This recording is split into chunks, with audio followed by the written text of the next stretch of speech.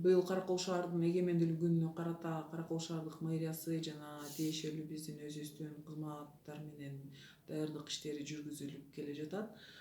Негизгиси биз 31-инде ушул шаардын аянтчасында майрамдык концерт, театрлашкан көрсөтмө жана ар кандай оюн зоокторду уюштурабыз.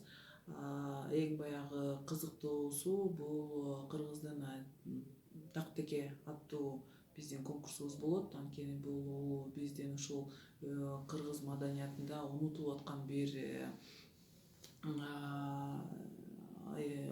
маданий адамдардын арасындагы унутулуп аткан бир өнөрчүлүктү кайтадан жандандырып атабыз.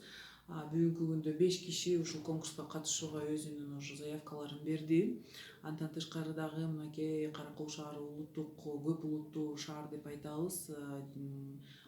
Бүт улуттардын ар кандай бир өзүлөрүнүн маданий иш-чараларын өтүп келе жатабыз. Быйыл дагы ошо 31-ине биздин Дунган этникалык тобу менен алардын дагы өзүнүн кыска бир майрамдык концерттик иш-чарасы бар. Ошону дагы биздин 31-августта көрсөткөнгө мүмкүнчүлүгү болот.